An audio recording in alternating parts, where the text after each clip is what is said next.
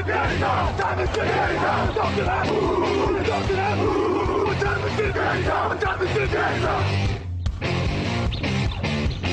gun, Hulk left slot, Dixie left, T left, Mercedes, wide chip, Ricky, Bieber left, 75, Katie, Omaha. Quick, go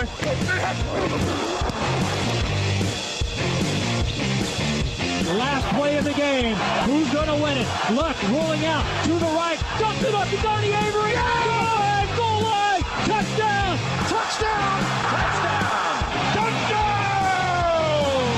Hello, bonjour et bienvenue pour l'épisode numéro 380 du podcast Touchdown Actu en Amateur. Très heureux de vous retrouver pour un nouveau débrief NFL. À mes côtés, cette semaine, il y a Raphaël Masmejean. Bonjour. Salut à tous. À ses côtés, Grégory Richard est là. Bonjour Grégory. Bonjour Grégory. Bonjour messieurs, bonjour à tous. Alors, il y a un gros différé visiblement avec Paris. Tu nous entends bien ? Bonjour messieurs, bonjour à tous.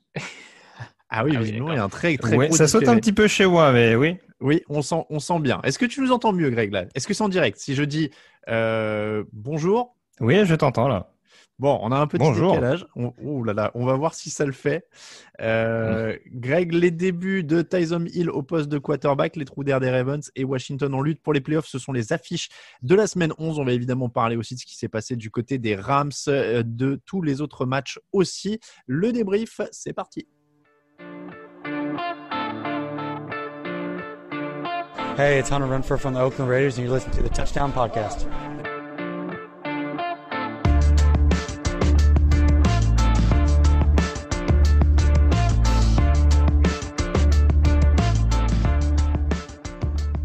Saints 24, Falcons 9, c'est notre première affiche de la semaine 11 en NFL, une affiche un peu particulière parce qu'il y avait une grosse attraction qui s'appelait Taysom Hill. Avant ce match, il avait lancé 18 passes en carrière, une carrière débutée en 2017 quand même, on le rappelle.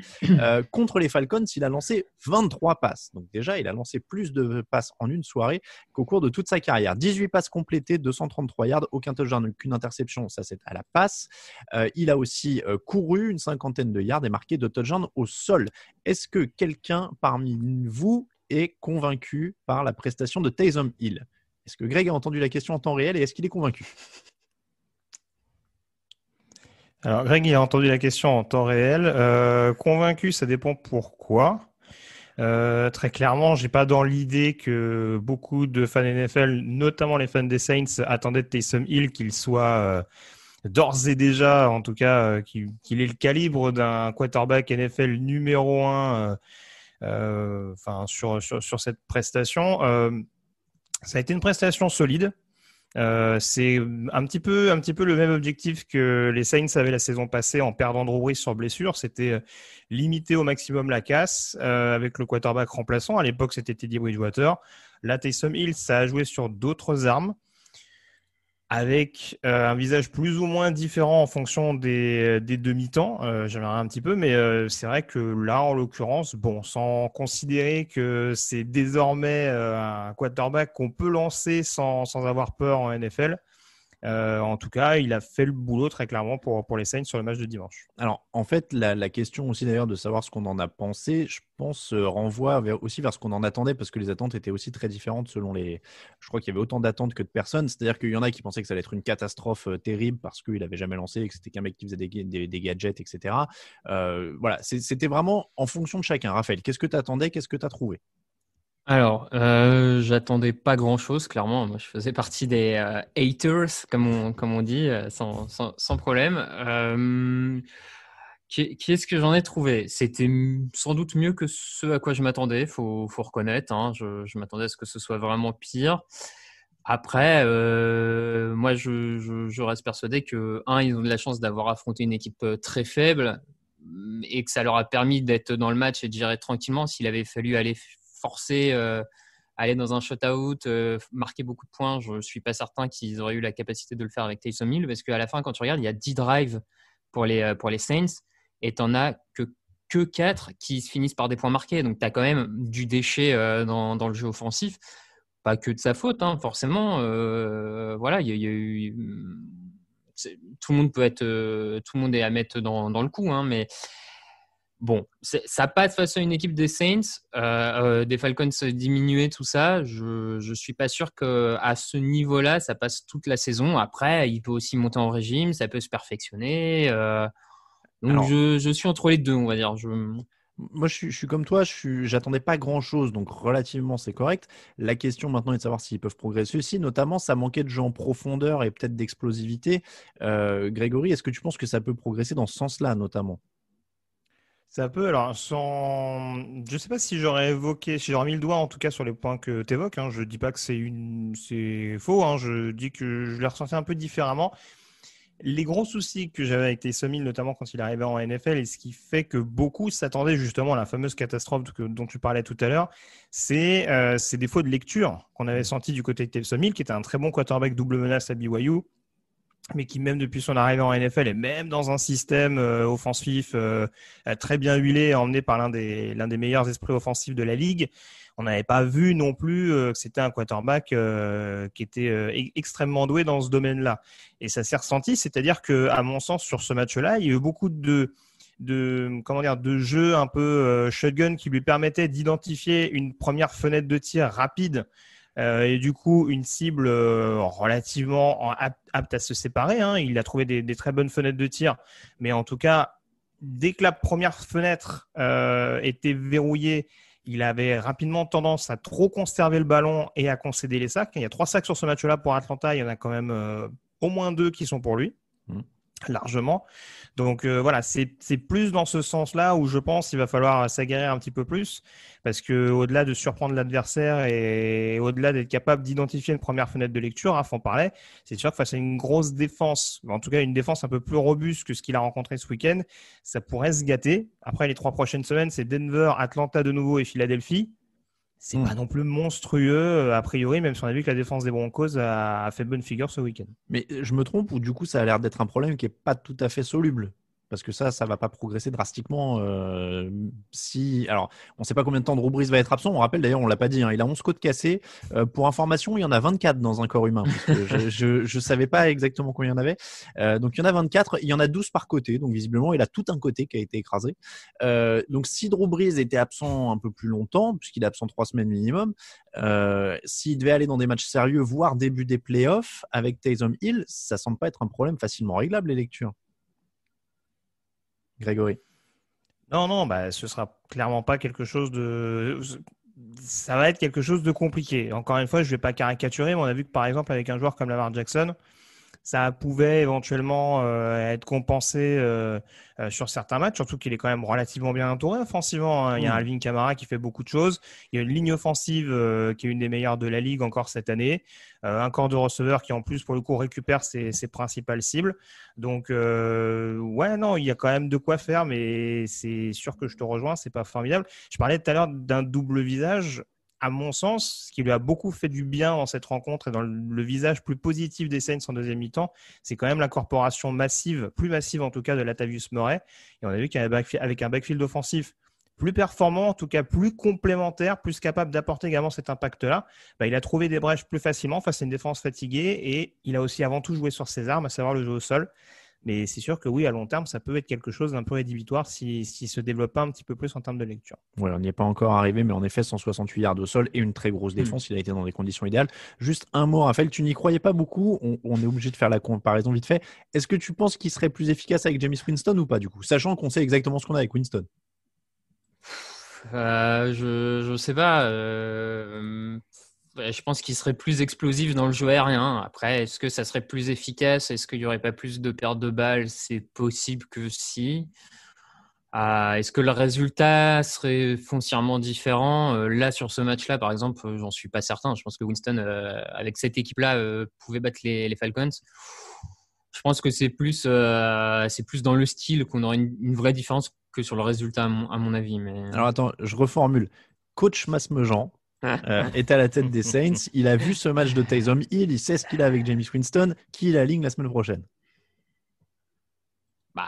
Moi, j'irais sur Winston. Mais après, bon, les goûts, les couleurs... Ça marche. La défense des Saints, quand même, il faut y venir. C'est la grosse histoire dont on ne parle pas assez dans cette rencontre. Seulement 9 points encaissés, 8 sacs, 248 yards seulement pour les Falcons. Alors, il y avait un Julio Jones limité, mais ça reste quand même Matt Ryan et quelques bons joueurs en face. Ils n'ont pris que 25 points cumulés sur les 3 derniers matchs, ce qui est quand même plutôt pas mal par les temps qui courent. Et c'est peut-être ça le plus gros bon signe pour les playoffs à ce moment-là de la saison pour New Orleans. Raphaël. Oui. Je pense comme toi, effectivement, c'est l'info principale, même plus que Taysom Hill à retenir, c'est cette défense qui progresse dans tous les secteurs de jeu, notamment l'émergence de certains joueurs. Je pense à Trey Hendrickson sur la ligne défensive qui fait 2 sacs, qui a 9 sacs et demi ou 9 sacs cette saison, j'ai un petit doute sur le et demi. Premier de la ligue, ou en tout cas juste derrière Aaron Donald pour le coup. Voilà, on a vraiment une équipe de plus en plus complète. On a vu un Non Alexander qui commence à trouver sa place, qui est arrivé via un trade, qui commence à trouver sa place aussi dans le front seven. Janoris Jenkins, quand il décide de jouer au football, 5 passes déviées sur ce match. Voilà, donc c'est toute une défense qui est en train de lever son niveau de jeu progressivement, sans parler des Mario Davis, Cameron Jordan, tout ça. Qui a la main chaude en ce moment et voilà, et ça peut leur permettre d'aller choper cette première place en NFC qui pourrait être très avantageuse au cas où Drew Brees viendra manquer un premier match de playoff par exemple. Non, ils sont sur une super dynamique. On les savait costauds sur le papier, ils sont en train de le confirmer. Trey Hendrickson, c'est 9 sacs et demi, il est même devant Aaron Donald à égalité avec Myles Garrett en première place du classement des sacs. Et c'est vrai que tu as dit une chose qu'on précise peut-être pas assez cette saison, c'est qu'il n'y a qu'une seule équipe qui aura une semaine de repos au début des playoffs. Donc la course à la première place est plus que jamais stratégique, notamment pour les équipes avec des quarterbacks un peu blessés ou avec des gros blessés. Grégory, cette défense, est-ce qu'elle t'a impressionné du côté de New Orleans ? Oui, non, très clairement. Rafa a globalement tout dit. C'est sûr, cette complémentarité défensive, et en tout cas, ces automatismes qu'on réussi à être trouvés, c'est de bon augure pour cette équipe des Saints, qui avait déjà été vraiment extrêmement propre contre une grosse attaque de Tampa Bay, qui avait, à mon sens, une meilleure O-line que celle d'Atlanta ce week-end. Mais bon, ça, c'est autre chose.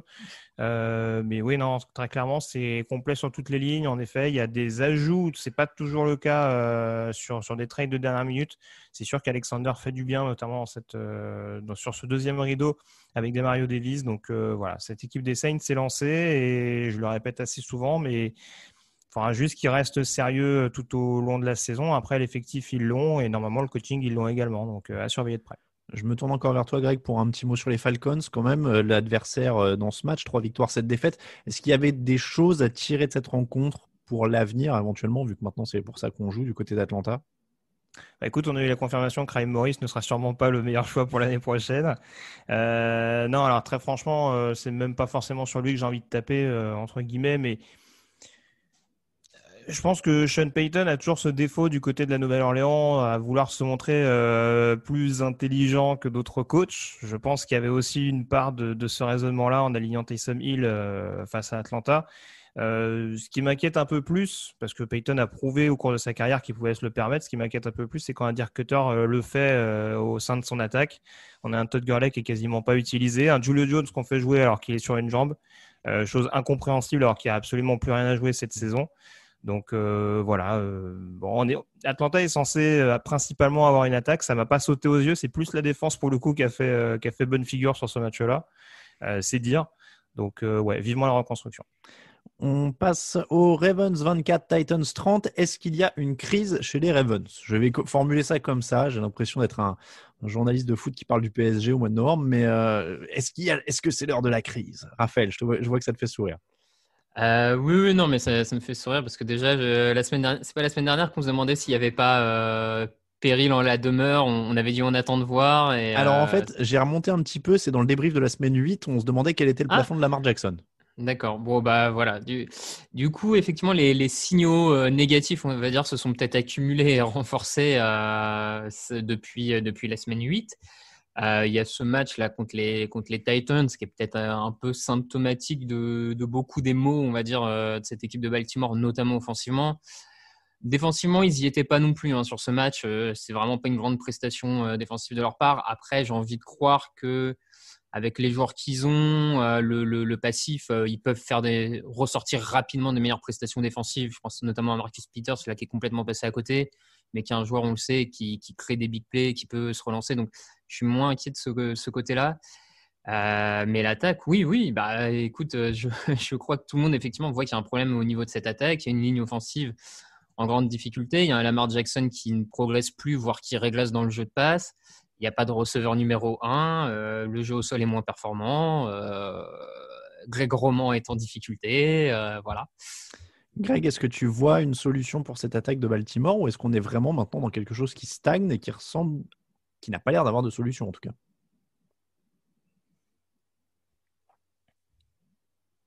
C'est sûr qu'à l'heure actuelle, oui, c'est un peu compliqué de ce qu'a évoqué Raph. C'est sûr que, et par rapport à ce que vous évoquiez justement en semaine 8 et les difficultés notamment de Lamar Jackson, il y a quand même quelque chose qui s'est rajouté, c'est que il y a les problèmes de blessure de Mark Ingram. On s'attendait à ce que Ingram de toute façon passe la torche au sein du backfield offensif, puisque c'est J.K. Dobbins maintenant qui a le plus de responsabilités dans cette escouade de running back. Maintenant, on voit quand même que la longue absence d'Ingram n'est pas le fruit du hasard parce qu'il a l'air quand même d'être de plus autant carburé que ce qu'on pouvait voir notamment ces derniers mois du côté du Maryland. Et puis surtout, au lendemain de la défaite face aux Steelers, on avait ce fameux tweet qui avait été retiré entre-temps par Marquise Brown où le receveur de Baltimore réclamait plus de responsabilités.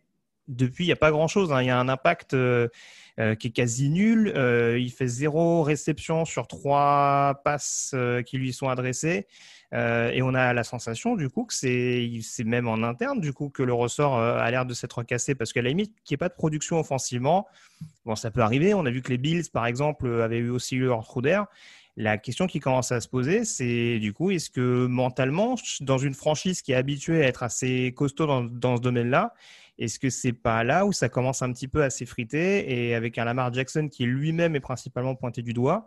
Et est-ce que c'est pas là où il y a quand même un gros danger de manquer les playoffs dans une AFC qui est quand même ultra compétitive de ce qu'on voit en cette fin de mois de novembre? Alors les playoffs, justement, c'est ce dont j'allais vous parler. Tu le disais, ça ressemble quand même à… J'allais vous demander s'il y avait danger, mais clairement il y est. Ils sont 8e actuellement de la conférence avec 6 victoires et 4 défaites, à égalité avec les Raiders qui sont 7e, à égalité aussi avec les Dolphins qui sont 9e. Et toutes ces équipes sont derrière Cleveland, Tennessee et Indianapolis et Buffalo qui sont à 7 victoires. Et surtout, le calendrier d'ailleurs, parce que y a les Steelers qui arrivent la semaine prochaine. Derrière, c'est quand même beaucoup plus simple. Cowboys, Browns, Jaguars, Giants, Bengals. Donc, ils peuvent quand même aller, s'ils battent les Steelers, ils peuvent aller chercher tout ce qui reste. Donc, il y a quand même on est quand même encore loin de les enterrer pour les playoffs. Ah, Greg, non, t'hésites. Ouais, je sais pas. Je leur vois au moins 4 victoires. Je pense que le match chez les Browns, même s'ils sont derrière au classement, ils peuvent quand même aller le récupérer. Après, ouais, je sais pas. Encore une fois, même à 10 victoires, je suis pas convaincu. On peut avoir un scénario à la Patriots 2008 avec une équipe qui reste un peu sur le carreau, même avec cette équipe qualifiée en play-off. Donc, j'en vois 4 sûrs, mais s'ils en perdent 2 dans le lot, ils seront pas bien du tout. Encore plus s'ils perdent du côté de Cleveland. Ouais, je sais pas, Raphaël, les Bengals, Sanjo Bureau, les Giants, les Jaguars, les Browns, les Cowboys, les Steelers. Après, moi, j'en vois 5 faciles, non? Ouais, pareil, je suis plus vers 5. Moi, je pense qu'ils seront encore en play-off. J'ai du mal à les voir tomber des 7 places, on va dire. Après, non, je les vois en play-off, sincèrement. Bon, leur défense, moi je suis comme toi, Raphaël, je pense que ça va remonter un peu. Il manquait quand même Calais Campbell et Brandon Williams, donc en plus voilà, d'une mauvaise prestation de Peters. Là-dessus, ça va remonter. Après, l'attaque est clairement problématique, donc ce sera problématique en play-off. C'est des choses qu'il va peut-être falloir travailler un peu plus dans le temps et continuer à essayer de progresser l'année prochaine. Mais oui, il y a des choses à voir, en tout cas, clairement de ce côté-là. On rappelle, ils menaient 21-10 dans le troisième quart en plus, donc ils avaient une vraie option sur la victoire. Ils avaient de la réussite sur troisième tentative. Et Lamar Jackson a encore eu un ballon pour aller chercher la gagne et il n'a encore pas réussi à aller chercher la gagne. Donc il y a aussi ce problème-là, c'est que c'est toujours une équipe qui ne peut pas aller chercher la victoire à partir du moment où elle est menée de quelques points. Donc ça aussi, ça reste un énorme problème qu'il va falloir solutionner à terme. Un mot sur les Titans quand même, qui n'ont pas démérité des Titans dans leur rôle, c'est-à-dire que leur défense n'a pas été exceptionnelle. On l'a dit au début, ils laissent beaucoup de conversions sur troisième tentative notamment. Et puis, Derrick Henry les a à l'usure. Ça a été vraiment sur le physique qui gagne cette équipe de Tennessee, Raphaël. Oui, clairement, ils ont 2 monstres de physique en attaque, Derrick Henry, mais même A.J. Brown, parce qu'on n'en parle pas tout le temps, mais c'est un receveur vraiment très, très physique. Il suffit de voir d'ailleurs les photos d'avant-draft où il est aux côtés de DK Metcalf, où il lui rend quelques centimètres, mais en termes d'épaisseur, on est aussi sur un très beau bébé. Donc, Et l'image, c'est ce touchdown qu'il met où il résiste à je ne sais combien de plaquages et d'hommes sur lui pour rentrer dans la end zone. Donc voilà, ils ont ce côté très physique qui leur permet visiblement d'user assez efficacement les défenses adverses, notamment avec Derrick Henry. Offensivement, de toute façon, on l'a vu depuis le début de cette saison, offensivement, les Titans, globalement, marchent bien. C'est pas le souci. Leur problème, ça reste cette défense qui, là, s'en sort bien sur la fin parce qu'elle rencontre aussi une attaque de Baltimore qui est un peu en crise. Il va falloir quand même se mettre à produire vraiment plus en défense pour espérer quoi que ce soit, quoi. Clairement. Greg, leur défense, ça reste le point problématique. Oui, leur pass rush, bien entendu, comme d'habitude. En plus, sur le deuxième rideau, ils perdent Jayon Brown, je crois, pour la fin de saison, ce qui est quand même pas idéal. En l'occurrence, surtout quand tu t'apprêtes à jouer Indianapolis, qui peut éventuellement te solliciter sur le jeu au sol. Après, sur l'attaque, j'avoue, je suis quand même assez bluffé. Le play call n'est pas toujours inspiré, mais je trouve en tout cas que sur les moments clés, même si c'est toujours bien de s'appuyer sur un Derrick Henry, il ne faut pas oublier qu'ils sont quand même un peu tributaires des blessures, notamment sur la O-line cette année, avec notamment l'absence de Taylor Lewan. Et je trouve qu'il y a quand même des appels de jeu de la part d'Arthur Smith qui sont souvent décisifs. Et il l'utilise parfaitement, notamment à Ryan Tannehill, et ça met à son crédit. Donc voilà, ça reste une équipe complète. J'ai été assez critique sur eux depuis le début de la saison, dans le sens où il y avait des victoires assez courtes. Mais en tout cas, ils restent souvent dans les matchs et ils arrivent à bien se dépêtrer de mauvais pas, comme là en l'occurrence sur le terrain de Baltimore. Ils sont à 7 victoires, 3 défaites, à égalité en tête de leur division avec les Colts, mais ils sont derrière pour le bilan des oppositions, mais ils sont largement dans la course au playoff. Ils sont 5e actuellement, première wildcard. Washington 20, Bengals 9. L'improbable course de la NFC Est continue de s'inviter de manière improbable dans nos affiches de la semaine, messieurs. Malheureusement, c'est aussi pour une triste actualité, déchirure des ligaments croisés pour Joe Burrow. Ligaments croisés et médial collatéral, je crois qu'il a fait les deux. J'avais vu que le premier. Terrible manière de terminer la saison, évidemment. Va falloir être à fond pour espérer être prêt pour la suivante. Il est à peu près dans la course contre la montre. En général, il faut une petite année maintenant pour ce genre de blessure. Donc, ça va être juste pour l'an prochain. Il n'y a pas grand-chose à analyser dans ces cas-là, à part dire qu'on a quand même tous été à peu près, enfin je pense, je me permets de parler pour vous, mais on a tous été à peu près très déçus de cette blessure. Pour rentrer dans le concret, on peut quand même dire que ce n'est pas forcément la faute de la ligne, parce qu'elle a été très pointée du doigt pendant le début de saison, mais il jouait mieux ces derniers temps, non Greg, tu sembles moins d'accord. Je sais pas, j'ai vu passer ça, qu'apparemment c'était pas la faute de la ligne. Bon, il y a de la malchance, c'est sûr, de par ce qui se passe avec la prise en sandwich. Maintenant, quand on voit dans quelles circonstances Jonathan Allen atterrit sur Joe Burrow, il y a quand même une planchette japonaise de Michael Jordan qui se fait boule rocher comme pas possible, qui recule à peu près sur 5 ou 6 yards. J'exagère un peu, bien sûr. Mais ouais, quand on me dit que c'est pas la faute de la ligne, malheureusement, ça joue beaucoup. C'est pas le fait d'avoir été harcelé toute la saison qui fait qu'il y a cette blessure-là.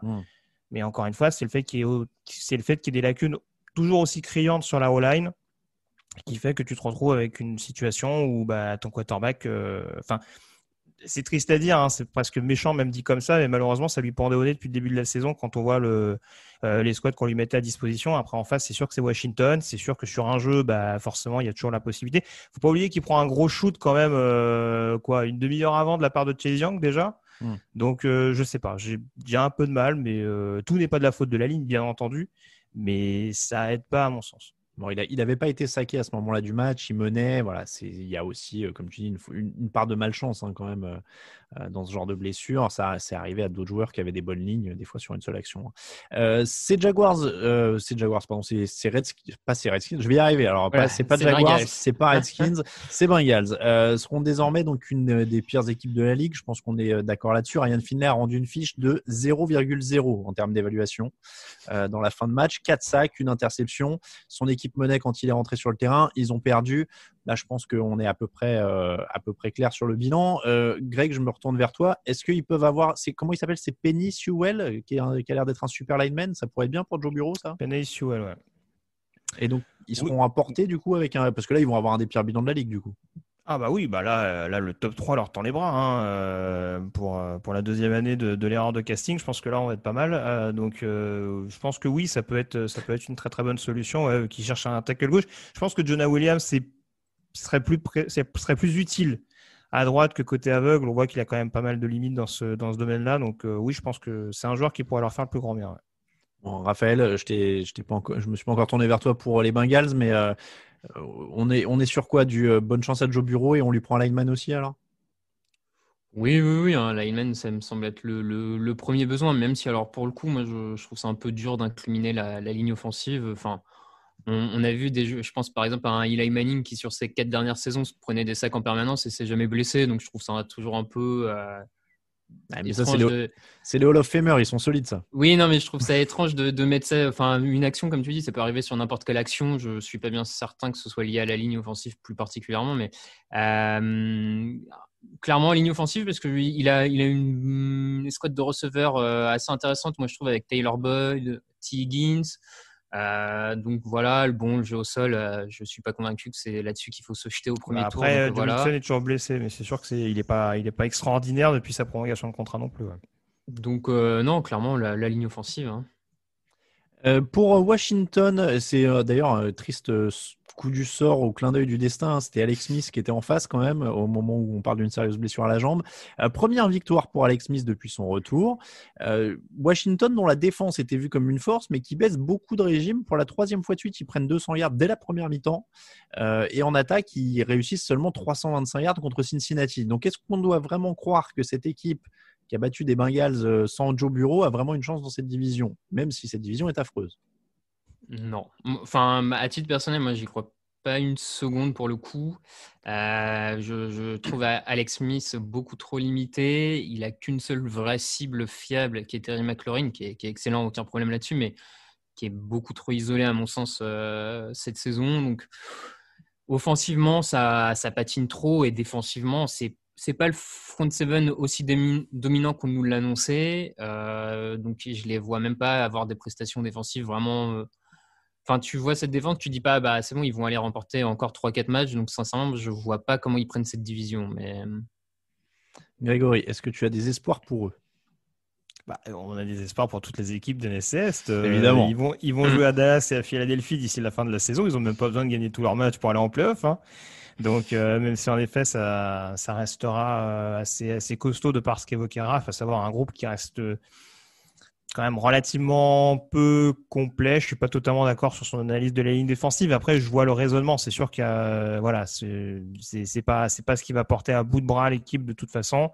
Et offensivement, ouais, on parlait du besoin sur la O-line. Et je veux bien qu'on tente désespérément de mettre un Morgan Moses côté gauche, mais bon, ça a aussi des limites. Hein. C'est pas ce qui protégera efficacement Alex Smith sur tout un match. Donc, ouais, non, je les vois pas. Ils peuvent faire deuxième. Mais je ne les vois pas forcément premier de la NFC Est à l'instant où on se parle. Alors, en vrai, question globale sur la NFC Est, ça nous fera gagner du temps sur d'autres d'ailleurs, mais qui dans cette division a le plus gros point fort? Est-ce qu'il y a une équipe qui a genre une bonne attaque ou une bonne défense? Quelle est la meilleure escouade de cette division? De ce qu'on voit, la défense chez les Giants, on peut quand même la mettre en avant et on remarque que l'attaque fait moins d'erreurs. Donc, si on prend ces dernières semaines, c'est sûr que les Giants sont peut-être les moins pires du lot. En tout cas, c'est vrai que je donnais beaucoup de crédit aux Eagles. On va sûrement en parler tout à l'heure. Ça a beaucoup changé depuis.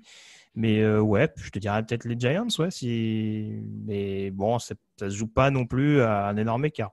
Raphaël, défense des Giants, ça te va comme meilleure escouade de la NFC Est? ouais, je suis pas bien certain, mais peut-être potentiellement l'attaque aérienne de Dallas, si elle se remet un peu dans le droit chemin, peut être plus forte, mais bon. Ça, on est vraiment sur du haut niveau dans cette division. Il y a combat. Hein. C'est impressionnant. Petite pause et tous les autres matchs de la semaine.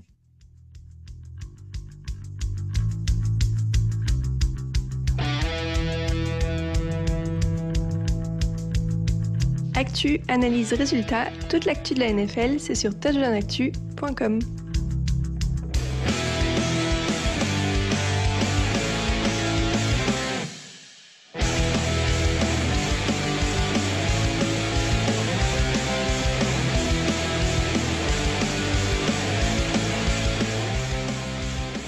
Ambiance punk rock californien pour match qui se déroulait. Ah ben oui, il se déroulait pas en Californie déjà, je me rappelle. Il se déroulait en Floride, mais bon, Buccaneers, Rams, ça marche parce qu'il y a Los Angeles. Buccaneers 24, Rams 27. Une défense des Rams de plus en plus mordante. Tom Brady intercepté en fin de match alors qu'il pouvait aller chercher la victoire. Les Rams repassent en tête de la NFC West au bénéfice de je ne sais plus quoi d'ailleurs, une opposition directe, je suppose. En tout cas, ils sont en tête. Oui, parce qu'ils ont battu les Seahawks. Il y a la défense pour aller au bout, là, non? On dirait, Raphaël, je sais que tu aimes bien cette défense des Rams depuis le début de l'année.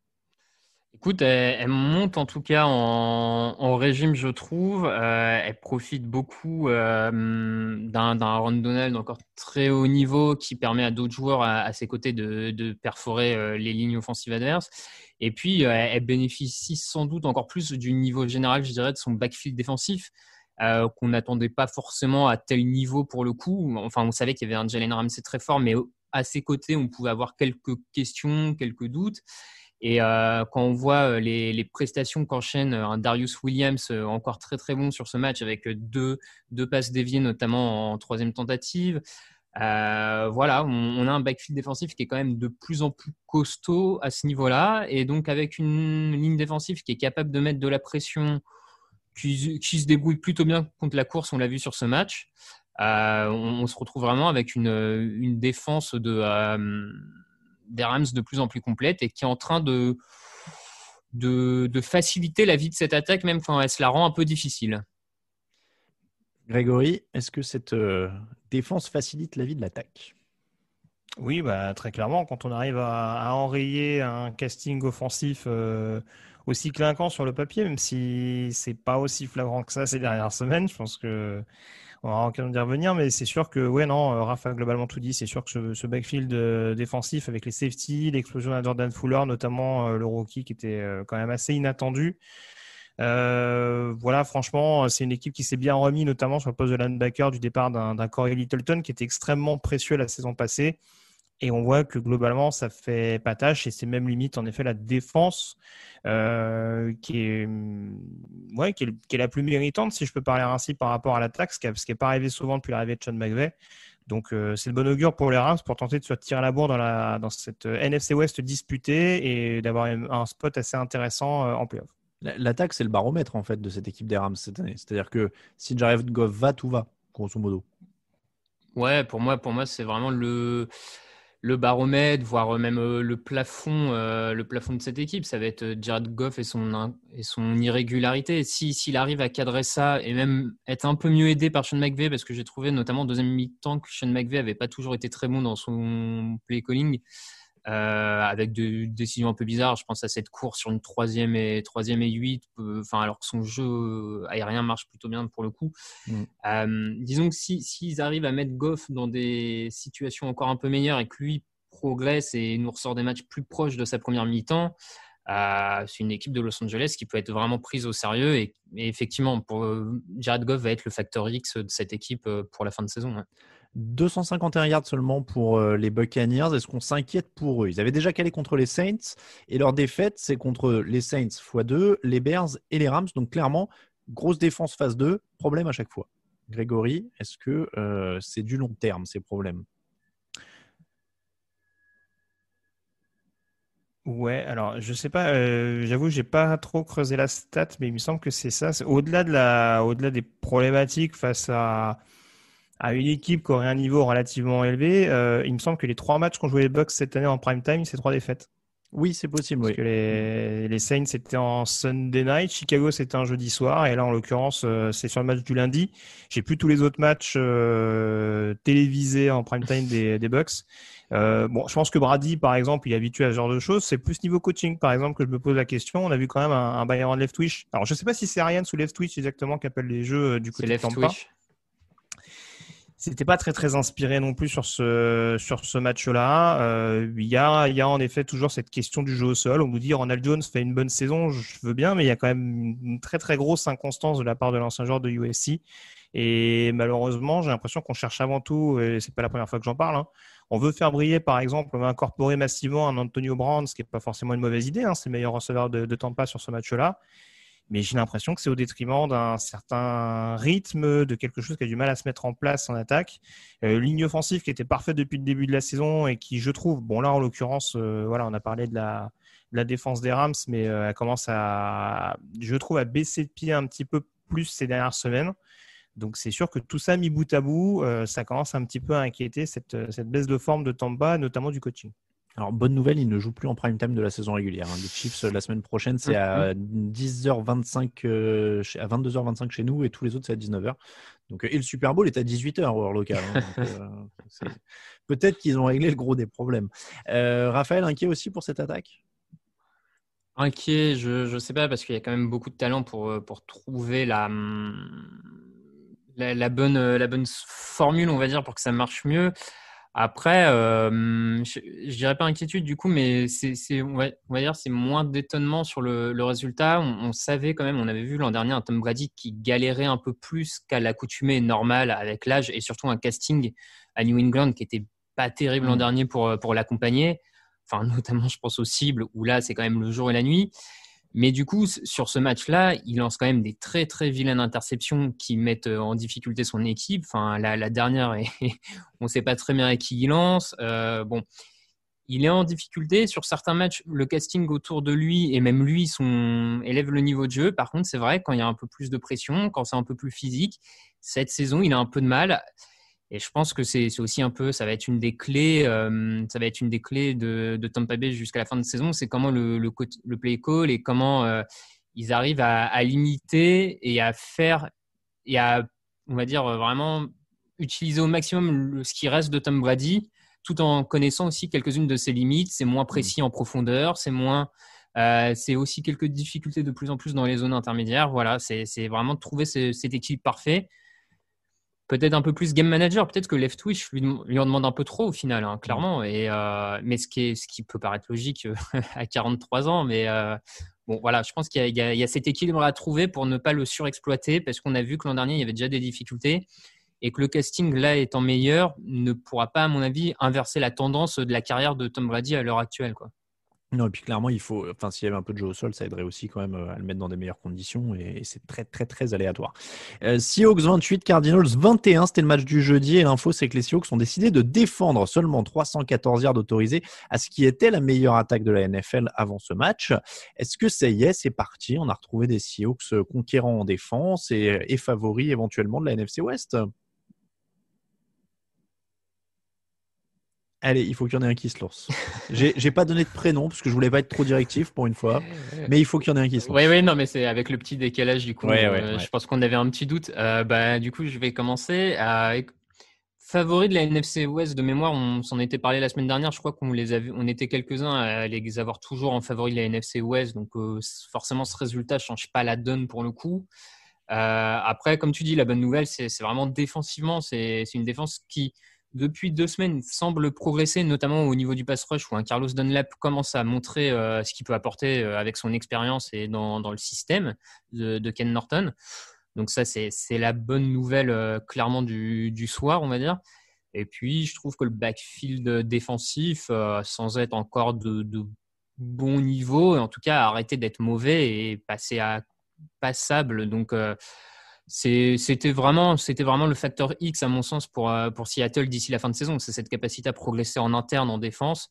Ça a l'air de se confirmer, et pour eux, c'est une bonne nouvelle, forcément. Greg, cette défense, pour toi, c'est bon sur le long terme maintenant, ou il faut encore des preuves? En tout cas, sur les 2 dernières semaines, sachant les adversaires qu'ils avaient quand même face à eux, c'est pas non plus quelque chose de négligeable. Oui, c'est sûr, Raph a commencé à donner quelques pistes, mais même si on prend l'exemple d'un LJ Collier, par exemple, ça a l'air de progresser sur la D-line. Donc, c'est vrai qu'il y a quand même, on arrive enfin à mettre, comment dire ça, à vraiment créer cette alliance d'individualité. On avait des joueurs qui étaient capables de faire des exploits personnels en défense. Là, ça commence à devenir beaucoup plus cohérent collectivement, et c'est enfin ce qu'on pouvait espérer de Ken Norton depuis le début de la saison, et ce qu'on pouvait espérer notamment de l'arrivée d'un Carlos Dunlap qui, on le voit quand même, c'était quand même commencé à s'incorporer dans cette défense de Seattle. Là, c'est, on va dire, son match signature depuis son arrivée dans le nord-ouest des États-Unis. Donc, il faut espérer, en tout cas pour Seattle, que ça continue, puisque là, en l'occurrence, c'est presque la défense qui porte l'attaque. Je caricature un peu, bien entendu, mais c'était plus la défense qui est mise en avant que l'attaque de Seattle ces dernières semaines. Et c'est une très bonne chose pour permettre justement enfin à Russell Wilson de souffler un petit peu dans cette équipe des Seahawks. Défense et très gros jeu au sol quand même sur ce match. C'est aussi le fait marquant. Il y a beaucoup de pénalités pour les Cardinals, dont une qui coûte un safety notamment. Ça a été un match assez compliqué pour eux à ce niveau-là. Est-ce qu'il y a d'autres motifs d'inquiétude ou alors justement se dire que c'est des pénalités, ça peut se corriger et il n'y a pas le feu au lac pour cette équipe qui reste quand même prétendante au play-off? Raphaël. Ouais, effectivement, les pénalités, c'est quelque chose, j'avais pas forcément fait attention cette saison. Et au cours de match, la stat est passée, c'est quand même l'attaque la plus pénalisée de la ligue. Elle l'a encore prouvé donc, sur ce match. C'est forcément quelque chose à surveiller. Du coup, j'ai envie de dire que c'est un peu plus qu'un saut de concentration d'un soir. Vu que c'est l'équipe la plus pénalisée de la ligue, ça veut dire quand même qu'il y a une tendance à la faute. Il y a une tendance à la faute dans cette équipe, donc il va falloir corriger. Après, non, c'est une attaque qui roule bien. Moi, j'ai toujours la même interrogation sur l'utilisation d'Andrew Hopkins, à mon goût, pas assez utilisé, mais bon. Oui, on a dit qu'il fallait dire des André et pas des Andrew. On te l'a fait remarquer sur les réseaux sociaux. J'y arriverai jamais. Greg, pas d'inquiétude pour cette équipe d'Arizona? En dehors du fait qu'il faut se discipliner? Oui, c'est ça. Après, il y a toujours les mêmes interrogations sur le backfield défensif de ma part. On avait un Patrick Peterson qui a un peu souffert par séquence contre DK Metcalf. Alors, c'est pas le premier venu en l'occurrence, mais c'est sûr qu'on a du mal à retrouver le Patrick Peterson qu'on voyait notamment ces dernières années. Donc, c'est sûr que ça, c'est un point d'interrogation, encore une fois, de par l'absence de pass rush depuis la blessure de Chandler Jones. Donc, ouais, l'indiscipline en attaque plus les éventuelles failles contre la passe, ça fait quand même pas mal de points qui pourraient inquiéter Arizona. Je pense que ça peut largement atteindre les wildcards parce que du coup, il y a 7 équipes qui commencent, à mon sens, à se dégager un petit peu dans cette NFC. Enfin, j'inclus pas la NFCS, bien entendu. Enfin, si, j'inclus justement la NFCS dans cette équation, le représentant de la division. Mais ouais, Arizona, je pense, va être dedans. Après, c'est peut-être en playoff que ça va être difficile à compenser. Colts 34, Packers 31. Victoire en prolongation des Colts dans un match que Green Bay avait en main plusieurs fois. Fumble sur la première possession de la prolongation finalement pour Green Bay et field goal de la gang pour les Colts. Rodgers s'était quand même arraché pour aller chercher le field goal de l'égalisation en fin de match. Il menait 28-14 à la pause. C'est quand même une défaite assez impardonnable avec 4 ballons perdus. Alors la défense des Colts a été très opportuniste, mais Green Bay avait quand même cette rencontre largement en main, Raphaël. Oui, comme tu dis, le score à la mi-temps, la domination globale, en tout cas l'attaque qui, pendant une bonne partie du match, domine assez bien son sujet, peut-être pas trop au sol, mais en tout cas dans les airs. Après, voilà, des fois, je vais pas dire que c'est notre job, on va dire, d'analyse est simple, mais quand tu perds autant de ballons, il y a un moment, c'est pas plus compliqué que ça, tu peux pas remporter un match. Donc voilà, toutes ces erreurs individuelles. Les plus pessimistes diront que, mine de rien, par contre, Green Bay, ces 3 défaites, c'est contre 3 grosses équipes de la Ligue. Et que pour le moment, les victoires ne sont que contre des équipes plus faibles qu'eux. Et c'est peut-être ce qu'il y a de plus inquiétant à retenir de ce match, j'ai envie de dire, malgré tout. Ils sont bien, mais pas top, grosso modo. Grégory, est-ce que les Colts ont l'air d'être de plus en plus des prétendants en AFC? Ou est-ce que c'est comme Green Bay, il y a peut-être un petit palier entre eux et les meilleurs? Ouais, j'ai la sensation, oui, en tout cas que... Alors, ce match contre Green Bay, justement, ça m'a permis justement de voir un petit peu, pouvoir les échelonner, justement, savoir, parce que c'est vrai qu'ils gagnaient beaucoup contre des petits et perdaient contre des gros, en règle générale, en tout cas. Et c'est vrai que ça restait un test, ce match face à des Packers qui étaient un peu clopin-clopant, je trouve, ces dernières semaines, qui n'étaient pas totalement rassurants. Même leur victoire contre Jacksonville la semaine précédente, on n'était pas tombé de notre siège non plus. Et là, c'est vrai que on retombe dans les fameux travers. Et soit dit en passant, je dis beaucoup de conneries. Et alors, c'est pas pour le mettre contre Philip Rivers qui a fait son match sur cette partie. Très franchement, il leur a vraiment fait du bien sur des moments clés. Mais bizarrement, voilà, il y a combien? 36 passes, 37 courses sur ce match? Ouais. Ou je sais plus exactement, mais on voit que c'est un jeu équilibré. Indianapolis gagne. Donc, quand on force pas Philip Rivers, on peut peut-être réussir à équilibrer un petit peu, à optimiser justement son utilisation et à permettre à Indianapolis d'être aussi cohérent offensivement que défensivement. Après, on sait qu'il faut pas, on l'a déjà dit plusieurs fois cette année, qu'il faut pas sursolliciter Philip Rivers et que la victoire passera par l'équilibre. Oui, c'est sûr. Après, je trouve que mine de rien, il profite aussi depuis 2-3 semaines d'un Michael Pittman, le jeune receveur qui émerge un peu plus, en tout cas, que ce qu'il n'avait fait depuis le début de saison. Donc, j'ai l'impression qu'aussi son groupe de cibles s'améliore et la coordination avec son groupe de cibles s'améliore au fur et à mesure de la saison. Donc, ce qui fait qu'avec plus d'équilibre, jeu, passe, trouver et en même temps un groupe qui s'améliore, ça met de plus en plus Philip Rivers dans des conditions pour réussir. Donc, c'est une bonne nouvelle aussi de trouver la solution des deux côtés, on va dire. Bronze, pardon, il y a mon ordinateur qui fait du bruit. Bronze 22, Eagles 17. J'étais persuadé d'avoir coupé les notifications. Nuit d'horreur à Cleveland. Faut-il mettre Carson Wentz sur le banc? On va faire simple. Doug Peterson a dit que ça enverrait le mauvais message à son équipe. Ça voudrait dire que la saison est terminée. Patati patata. Greg, est-ce que tu mets Carson Wentz sur le banc?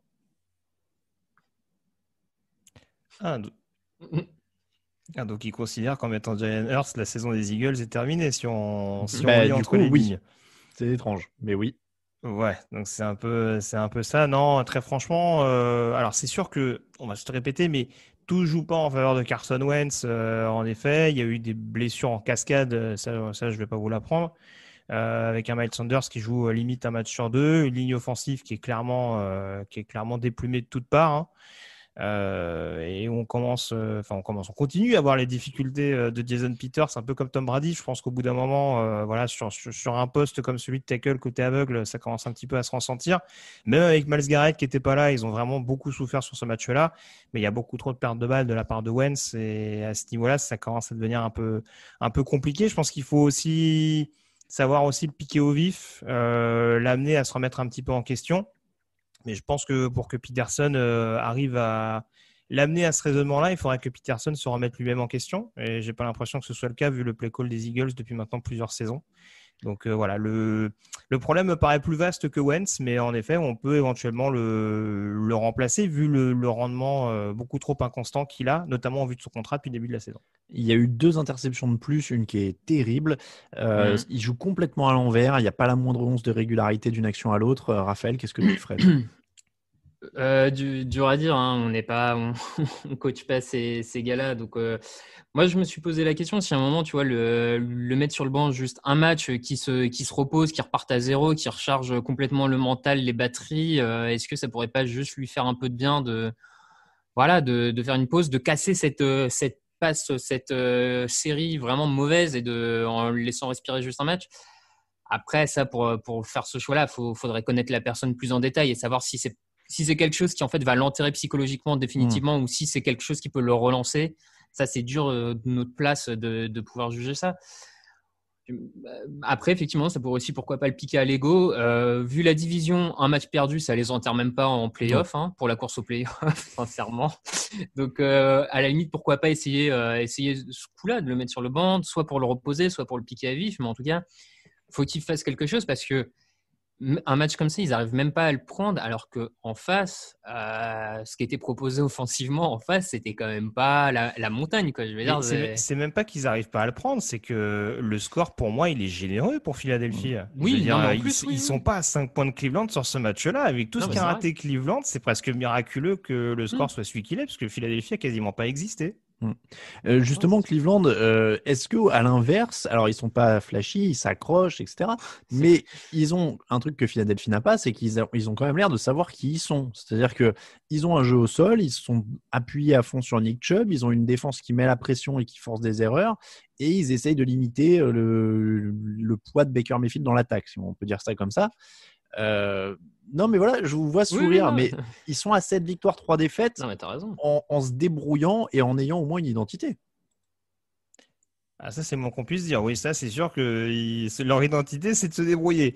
Mais voilà, c'est sûr que après, moi, personnellement, je suis fan des Browns. Si, avec tout le pain noir que j'ai mangé pendant des années et des années, je me retrouve avec une saison à 7-3, même avec le contenu actuel, bon, je me dis, c'est bien pour une première année du nouvel head coach en place, c'est sûr. Mais voilà, c'est sûr que c'est pas extraordinaire. Le retour de Nick Chubb leur fait beaucoup de bien.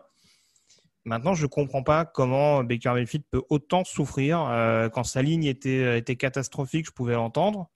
Bon, alors il arrive à se connecter avec des receveurs sortis de nulle part, parce que ça on le dit pas, mais bon, c'est quand même Kadarel Hodge et Rashard Higgins, les deux principales menaces aériennes de Cleveland, avec le retour en plus de Austin Hooper. Donc voilà, même avec un casting qui revient quand même pour l'épauler, il n'est pas totalement rassurant, c'est un euphémisme de dire ça. Donc comme tu dis, c'est sûr que voilà, ils ont trouvé une identité faute de mieux. Ça va être une équipe bagarreuse, mais qui va devoir limiter les erreurs de son quarterback. Et c'est quand même un petit peu étrange d'avoir à dire ça, vu ce qu'on pouvait attendre de Baker Mayfield lors de son arrivée dans l'Ohio. C'est étrange qu'il régresse en fait à ce moment-là, parce qu'il est 12 sur 22, 204 yards. Enfin, il avait fait mieux. Alors, il y a Odell Beckham qui manque. On peut quand même. Ouais, mais au final, il a jamais non plus vraiment trouvé l'alchimie avec Beckham. Enfin, l'arrivée d'Odell Beckham n'avait pas transfiguré le jeu aérien de Baker Mayfield. Donc, bon, en tout cas, ce qui est certain, c'est qu'il a l'air d'avoir un peu de difficulté avec ses receveurs stars. Landry, Beckham, même un tight end comme Njoku a complètement disparu. Alors là, de mémoire, il était blessé sur ce match, mais globalement, il n'a jamais réussi à développer quelque chose avec lui. Moi, je trouve que c'est clair, il régresse. Maintenant, comme tu l'as dit, comme Greg l'a dit, il y a 7 victoires après 10 matchs. Ils sont en position de retrouver les playoffs, ce qu'ils n'ont pas fait depuis des années. Il y a une identité qui fonctionne, une défense très agressive. Sans Myles Garrett en plus, bon, on prend ce qu'il y a à prendre. Et puis, il va falloir continuer à construire autour de Baker Mayfield. Et après, voilà. comme dit, déjà, s'ils décrochent les playoffs pour la première année de leur nouveau coach, alors qu'ils n'ont pas joué les playoffs depuis 2002, oui, non, mais c'est sûr. Quand même déjà pas mal. Vikings 28, Cowboys 31. Petit réveil des Cowboys avec une ligne solide. Ezekiel Elliott a plus de 100 yards. Bon, alors on change toutes les semaines, mais du coup, c'est eux maintenant la meilleure équipe de la NFC Est. Moi, je sais plus. Écoute, en tout cas, de ce qu'on voit depuis le début de la saison, ouais, c'est la clé. J'ai presque envie de dire, ouais, c'est ça. C'est enfin notamment un Ezekiel Elliott qui arrive à bien tourner. C'est quand même fou de se dire qu'il faut attendre c'est la 11e semaine de saison régulière pour qu'Ezekiel Elliott atteigne son premier match à 100 yards. Je veux bien que la O-line soit pas parfaite depuis le début de la saison. Bon, après, je sais le lien que fait Raph avec le niveau de la O-line et le niveau d'Ezekiel Elliott, mais ouais, c'est quand même ouf de se dire ça, alors qu'en plus, il n'y a pas de vrai quarterback désormais depuis la blessure de Dak Prescott, sans faire un joueur Andy Dalton. Il n'y a pas un jeu aérien qui est censé dicter le jeu offensif de Dallas. Là, en tout cas, il y a des fondamentaux qui ont été retrouvés. Alors, je ne sais pas si c'est le syndrome de la pastèque, mais en tout cas, ouais, on a vu une défense plus incisive, une attaque qui revenait sur des bons fondamentaux, et ça a quand même permis de mettre en difficulté une équipe de Minnesota un peu à double visage. Mais c'était quand même pas gagné d'aller s'imposer chez une équipe qui avait la main chaude depuis plusieurs semaines. Raphaël, les Cowboys, nouveaux favoris alors? Écoute, c'est vrai qu'en NFC Est, ça change très vite, donc il faut toujours prendre avec des pincettes. Mais en tout cas, j'ai trouvé que ce match était rassurant à plusieurs égards, comme Greg l'a dit, côté attaque avec la ligne offensive, le jeu au sol, mais aussi en défense. Je trouve que mine de rien, depuis 2 semaines, déjà le match contre Pittsburgh en défense avait été un peu une meilleure copie que ce que les Cowboys avaient fait jusque-là cette saison. Là, ce match-là, ils prennent des points parce qu'il y a beaucoup de menaces à côté, mais je trouve que malgré tout, il y a eu des progrès en défense. Dans le pass rush, on a un Demarcus Lawrence qui se réveille enfin. Voilà, je trouve qu'en défense, il y a quand même des progrès. Donc, si la défense continue de progresser et que l'attaque se remet dans le droit chemin, à quelque part, est-ce que c'est pas l'équipe qui a le plus de chance en NFC Est? Ça me paraît pas improbable. Donc, à suivre. Ouais, bon, la défense prend beaucoup de yards, mais elle assure l'essentiel avec 2 stops très importants en fin de match. Les Vikings sont à 4 victoires, 6 défaites. Ça devient dur dans la course au playoff, même s'il n'y a pas un mauvais match en soi de Kirk Cousins. Je le dis toujours parce que quand les Vikings perdent, les gens aiment bien tomber sur lui. Pour le coup, c'est pas particulièrement de sa faute là. Non, comme d'hab, il y a les problèmes de ligne qui sont fréquents du côté de Minnesota. On a tendance un peu à se répéter sur ce podcast, en tout cas à titre personnel, mais c'est vrai que malheureusement la ligne est par exemple de tout reproche sur ce match-là. Après, c'est vrai qu'il y a des problèmes de sécurité de ballon qui ont vraiment vraiment coûté cher à cette équipe des Vikings. Je pense que malheureusement il y a des équipes comme ça qui progressent, je trouve. On parlait des Saints tout à l'heure, notamment par le développement des lignes. Minnesota, malheureusement, c'est beaucoup trop inconstant dans les tranchées. En O-line parce qu'ils n'arrivent pas à trouver les solutions. En D-line parce qu'il y a la blessure de Daniel Hunter et qu'ils ont décidé de se séparer de Ngakoue. Mais voilà, malheureusement, ça fait que ils ne peuvent pas montrer le même visage sur toute une saison. Et c'est bien dommage vu le le niveau global qu'on peut espérer de cette équipe, ou en tout cas le fait qu'elle soit globalement bien coachée. Et a priori, ça semble plutôt râpé côté playoff. Raiders 31, Chiefs 35. Les Raiders sont les seuls à avoir battu les Chiefs cette année. Ils ont failli récidiver. Excellent match de Derek Carr. Il a fallu un drive de la victoire dans les dernières secondes à Patrick Mahomes pour aller chercher la victoire.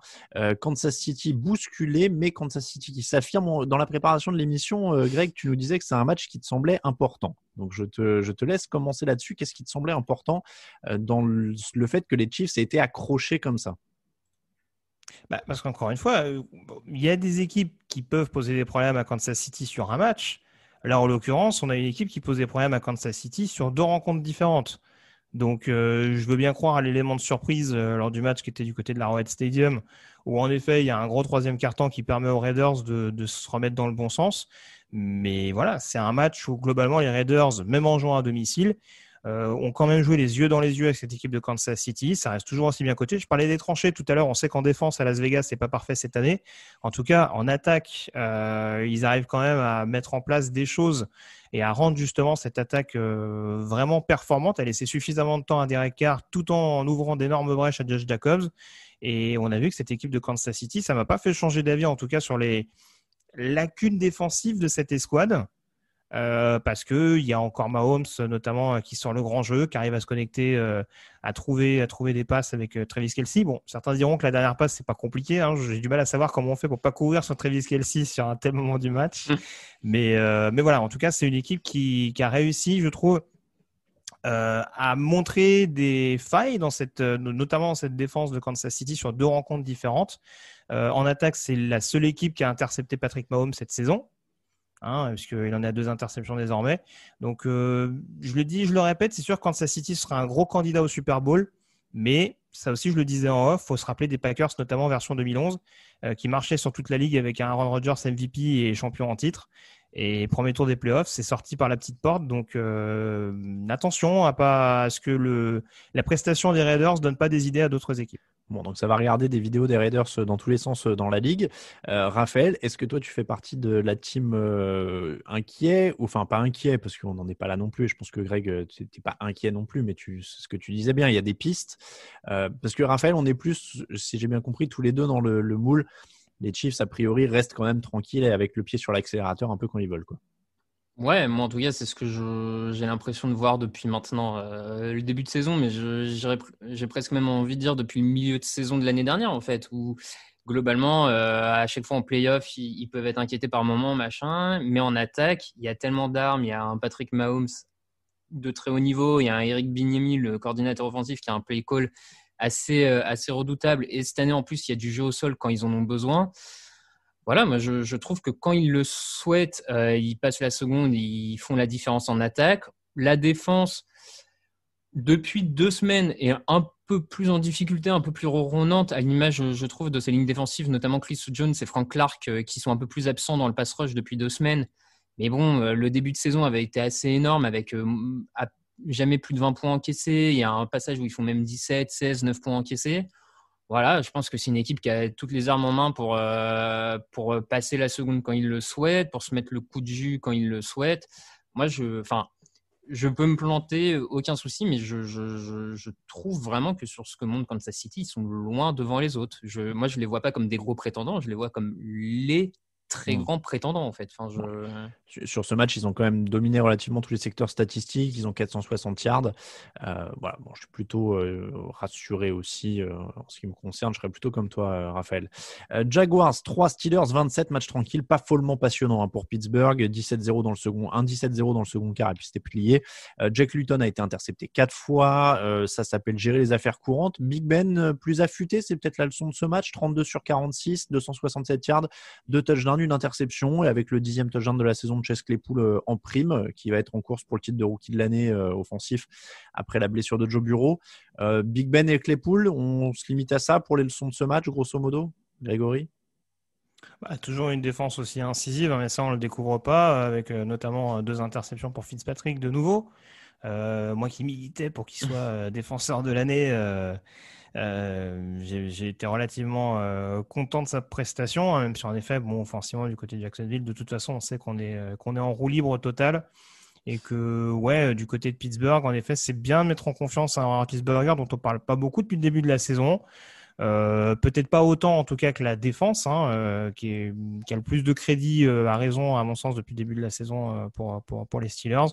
Mais en tout cas, oui, c'est extrêmement solide. Il permet il développe pas mal de joueurs, mine de rien, parce que c'est sûr que c'est Claypool qui crève l'écran. Un Juju Smith-Schuster extrêmement précieux, un Deontay Johnson apporte également de son côté, même un Eric Ebron ces dernières semaines inscrit des touchdowns qui font du bien au moral malgré sa relative inconstance, je trouve, à la réception. Donc ouais, non, franchement, on va dire que ça aiguise la lame en vue des playoffs du côté des Steelers. Et après la petite frayeur du côté de Dallas, on a vu que l'excès de confiance n'était pas présent en Floride. Et c'est de bon augure avant de recevoir Baltimore dans un match qui, on l'imagine, sera important pour les Steelers. S'ils peuvent en plus mettre encore plus en difficulté un adversaire de division, ils ne vont pas se priver. C'est vrai qu'il y a des très beaux matchs la semaine prochaine. On spoil un tout petit peu l'émission de jeudi, mais donc tu parles du Steelers Ravens, mais il y a aussi un Buccaneers Chiefs quand même qui s'annonce plutôt pas vilain. Raphaël, je pense que Greg a bien fait le tour sur les Steelers. Est-ce qu'il y a quelque chose à tirer de ce match pour les Jaguars qui maintenant sont entre Jack Luton, Gardner Minshew et Mike? Non, et c'est qui le troisième? Je ne sais plus. Bref, parce qu'ils hésitent, il y a des blessures, etc. Ils ne savent pas qui va jouer. Mais bon, il n'y a pas grand-chose à dire pour Jacksonville, non? Non, les rookies, c'est l'équipe qui fait jouer le plus de rookies, qui donne le plus de snaps à sa classe de draft. Voilà, au moins, ça leur donne l'occasion de tester leurs joueurs, de les faire prendre de leur expérience année 1 directement. Voilà, je pense que c'est une grosse saison d'entraînement et de revue d'effectifs, même si à mon avis tu vas virer pas grand monde à la fin de la saison parce que tu n'as quand même pas beaucoup de vétérans dans cet effectif, donc je suis pas bien sûr que tu te sépares de grand monde, mais voilà, et puis il file vers un quarterback et on relancera un nouveau cycle. J'ai quand même du mal à comprendre l'intérêt de garder Doug Marrone dans la situation actuelle quand on est à 1-9. Est-ce que ça vaut pas le coup? Je suis pas un fan du personnage, mais est-ce que ça vaut pas le coup de tenter de mettre un Jay Gruden, par exemple, en head coach pour voir éventuellement ce qu'il pourrait apporter, s'il pourrait dynamiser un petit peu cette équipe? Parce que franchement, là, en termes de je m'en foutisme global, ils ont réussi à mettre moins d'intensité que les Jets de début de saison. Donc, c'est quand même une performance en soi. Ils attendent peut-être de virer tout le monde à la fin de la saison. Broncos 20, Dolphins 13. Soirée très compliquée pour Tua Tagovailoa. 6 sacs, à peine plus de 80 yards. Aucun rythme en attaque. Ryan Fitzpatrick a été appelé en fin de match pour aider. Il a été intercepté à 1 minute de la fin alors qu'il essayait d'aller chercher la victoire. C'est très compliqué pour Tagovailoa. À une époque, on disait de lui qu'il était meilleur que Burrow et Herbert. Ça a pas mal changé. Greg, il y a un truc qui s'est perdu entre la fac et maintenant qu'on voit plus, ou alors il est sur ce qu'on attend mais il a du mal? Moi, très franchement, je me suis quand même interrogé sur les raisons qui ont fait que Brian Flores le bench sur ce match-là, parce que j'étais très étonné sur le timing de sa nomination en tant que titulaire à un moment où Fitzpatrick déshonorait pas et où l'attaque de Miami progressait quand même, et au moment où Miami enchaînait les victoires, je me suis interrogé. J'ai du mal quand même à me dire que le bench de Tagovailoa est pas autre que d'un point de vue médical. Je pense qu'à partir du moment où on sait que c'est un joueur qui traîne quand même une très grosse blessure en fin de cursus universitaire, le voir prendre vague sur vague du côté de Denver, peut-être qu'à un moment donné, Brian Flores s'est dit on va peut-être pas le surexposer non plus sur un match où la O-line n'est clairement pas dans le coup. Ça me paraît un peu compliqué. Après, franchement, j'ai du mal à le voir autrement. Le juger d'un point de vue sportif en comparaison avec Herbert et Burrow, je sais pas. Après, c'est pour ça. Pour répondre à ta question, je pense que c'est surtout une question physique qui de toute façon a fait qu'il a régressé par rapport à d'autres. Et je pense également que c'est d'un point de vue physique qu'on a préféré aménager sur ce match-là, quitte à faire l'impasse sur une victoire à l'arrivée. Bon, il sera toujours titulaire au prochain match. Raphaël, est-ce que tu gardes Tagovailoa titulaire, sachant que tu joues les playoffs? Maintenant que tu l'as lancé dans le grand bain, on va dire que tu étais en course plus ou moins pour jouer les playoffs, je ne vois pas pourquoi tu le retirerais tout d'un coup au premier. Je trouve que là, pour le coup, le signal serait un peu étrange de le retirer à la première difficulté dans la course aux playoffs. Si tu l'as lancé alors que tu étais en course pour ça, va jusqu'au bout de ton idée. Donc non, moi je le garde. Et de toute façon, maintenant qu'il est sur le terrain, il faut qu'il apprenne. L'apprentissage, c'est un peu un pontif, mais les défaites t'aident à l'apprentissage. Voilà. Bon, il a le mérite de ne pas perdre trop de ballons d'ailleurs. Depuis qu'il joue, il est à 6 touchdowns pour aucune interception. Donc ça restera quand même un point à son actif. Denver s'en sort avec 189 yards au sol et une défense qui limite Miami à 223 yards. Ils sont dans leur registre. Drew Lock reste loin d'être convaincant. Je pense que ça, on a quand même fait le tour ces dernières semaines. On y reviendra éventuellement un peu plus tard en fin de saison au moment de faire le bilan. Texans 27, Patriots 20. Une victoire pour Deshaun Watson, le 4e meilleur quarterback de la NFL, bien évidemment. 334 yards à la passe, de touchdown, un touchdown au sol en plus. Encore une défaite de pas grand-chose pour New England qui était sur les 24 yards adverses à 1 minute 18 de la fin, qui a échoué sur 4e tentative. C'est moi où ces deux équipes sont un peu à l'opposé. C'est-à-dire j'ai l'impression que les Pats ont une défense et une volonté de jouer au sol. Les Texans ont un quarterback et quelques bons receveurs. S'ils s'associaient, ça pourrait faire un truc quand même qui joue les playoffs. Non, c'est bon. On devrait avoir le droit de fusionner les équipes à mi-saison quand elles sont. Écoute, faut demander. Encore une fois, il y a quelques anciens membres des Patriots du côté d'Houston, malgré le départ de Bill O'Brien. Il y a toujours une ou deux têtes fortes passées par Foxborough. Là, en l'occurrence, sur ce coup-là, les Pats ont beaucoup joué dans les airs. Bon, faut dire qu'ils ont couru, notamment en deuxième mi-temps, ils ont pas mal couru derrière le score, mais ils ont fait un petit peu un scénario à la Seattle, c'est-à-dire où ils ont beaucoup passé le ballon. Mais à un moment donné, je veux dire, bon, on sait que Cam Newton est meilleur que Michael Vick dans l'histoire, mais c'est une telle, une telle lenteur de déplacement dans la poche, au bout d'un moment, ça devient chaud. Le shoot qu'il prend, je ne sais plus quel défenseur lui rentre dedans à un moment donné, je ne sais plus si c'est Watt ou un autre.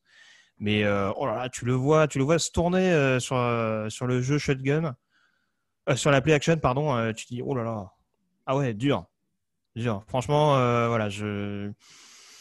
je pense qu'à un moment donné, je ne sais pas ce que vont décider les Pats à la fin de la saison.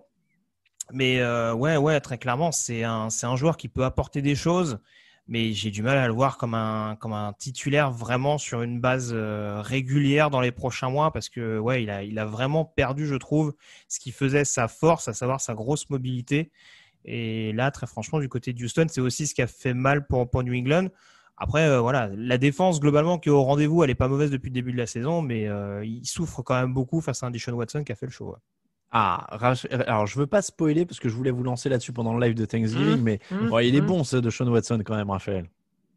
Je vais pas te dire qu'il est pas bon. Enfin, ça, j'ai jamais pensé ça. Je pense juste qu'il est pas qu'il est pas si bon que ça. Enfin, moi, je l'ai pas en top 5. Je l'ai pas. Après, voilà. Enfin, je vais pas détailler mes tops maintenant. Je pense j'ai peur que tu ailles loin. Ah si, vas-y, on veut des commentaires. J'ai peur que tu ailles loin. Je pense pas que ce soit le cadre. Donc voilà, mais non, il est très bon. C'est juste, je suis moins d'accord quand les gens disent ce qu'il fait avec rien. Moi, je trouve pas qu'il ait rien en fait. C'est ça qui à chaque fois me fait un peu nuancer dans les avis sur lui. C'est que il a une ligne offensive qui a progressé cette saison, qui est pas la meilleure, mais qui a progressé. Il manquait quand même Tunsil sur un match de ce week-end, par exemple. Oui, mais mine de rien, l'ensemble de la ligne a progressé depuis le début de la saison. Quand tu vois les stats sur le run block ou sur la passe, ils sont en progrès par rapport aux saisons dernières. C'est un groupe milieu de tableau. Voilà, c'est pas incroyable, hein, mais bon, c'est pas aussi catastrophique que ça a pu l'être. Moi, je trouve que son groupe de receveurs, il y a pas mal de quarterbacks qui ont moins que ça dans la ligue. Cam Newton. Notamment. Non, mais notamment, voilà. Bon après, bref, on va pas faire le cas Watson. On en parlera jeudi. Mais c'est un très bon quarterback, il n'y a pas de souci là-dessus. Enfin, je dis juste que Duke Johnson est à 15 yards en 10 courses, ce qui fait une moyenne ahurissante de 1,5 yards par course. Mais oui, mais bon, bref. Après, on pourra aussi parler du jeu au sol, hein, mais. Oui, je troll un peu, mais bon, après, c'est vrai que le jeu au sol est quand même pas démentiel du côté de Houston. J'ai pas les stats sous les yeux, mais ils doivent être bien dernier tiers de la ligue. Non, mais oui, mais bon, après, chacun son avis sur l'importance du jeu au sol. Je garde mes arguments pour jeudi, je vous le dis tout de suite. Non, mais ouais, c'est ça. On en parlera dans le live Thanksgiving du top 10 des quarterbacks. Panthers 20, Lions 0. Victoire facile des Panthers contre les Lions, complètement hors du coup. 185 yards seulement pour Détroit. Ils se font battre par PJ Walker, ancien quarterback XFL. Alors, au moment où on se parle, Matt Patricia a toujours un job. Moi, je sais plus quoi expliquer, je sais plus quoi dire. Ils ont 17 courses pour 40 yards, ils ont le ballon à peine 23 minutes. Les Panthers avaient forcé que 2 punts sur l'ensemble de leurs 4 derniers matchs. Là, ils en ont forcé 6. Voilà. Moi, je sais plus quoi dire. Mais t'as que ça comme stat fou. Ah bah non, mais comme je stat pourrais... folle, pardon. Non, mais Parce que... le truc, Non, c'est mais- qu'on est déjà à 1h10 d'émission et je Oui, peux aller c'est vrai, jusqu'à c'est vrai. 2 heures Non, avec non, ça, mais- tu vois. Non mais Ouais. c'est juste parce que les Panthers depuis le début de la saison ils ont 2 sacs. J'exagère volontairement. Hein. Ils ont 2 sacs sur le match. Ils en font combien? 5, 6? Bon, beaucoup trop. Non, mais c'est catastrophique. 5. Les Lions ont dépassé les 40 yards des Panthers une fois sur le match pour un field goal manqué. Quelle honte. Au bout d'un moment, Oui, non, mais- c'est ouf, quoi. Et le pire, c'est qu'on en revient toujours à la même chose. C'est un coach qui est censé être discipliné. Matt Patricia qui est censé distiller tout son savoir de la discipline. Ils sont en fin de match contre Carolina et ils concèdent un first down sur deux offsides de suite. Enfin, je veux dire, à un moment donné, c'est pas possible. Il y a rien qui va dans cette équipe. Est-ce que, Raphaël, on ne sait pas exactement justement la différence? Tu as 2 effectifs limités, tu vois ceux qui ont un coach, ceux qui n'en ont pas, quoi.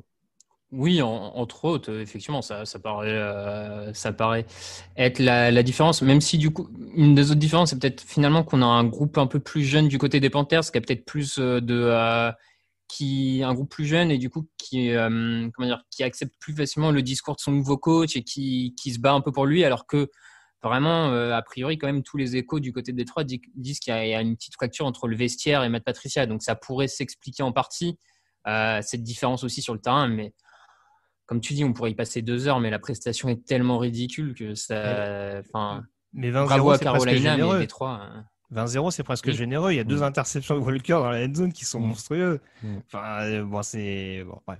Tu veux dire du coup que les jeunes de Carolina, Raphaël, ne sont pas encore fait ôter leur âme par le froid et la dureté de Détroit, quoi, grosso modo. Parce que c'est un peu ça, quoi. Les mecs qui sont là depuis 2-3 ans, c'est fini pour eux, quoi. C'est des zombies. Et pourtant, qu'est-ce qu'il y a comme ancien joueur des Pats, hein, c'est fou. Hein. Ouais, comme quoi visiblement ça suffit pas. Bon, c'est terrifiant. Les Panthers, donc on l'a dit, PJ Walker qui a assuré le boulot. Il n'y a pas Christian McCaffrey, il n'y a pas Teddy Bridgewater, ça gagne. Pour le coup là, tu avais vu très juste, Greg, sur tes louanges pour le coaching staff en début de saison. Hein. Ils font du bon boulot avec cet effectif jeune. Oui, ils arrivent en tout cas à en tirer vraiment le meilleur possible. Et on voit que pourtant ces dernières semaines, c'était un petit peu compliqué. Ouais, non, franchement, Walker, bon, voilà, il y a du bon et du moins bon. Hein. Ça reste un quarterback double menace qui a aussi ses lacunes en termes de lecture.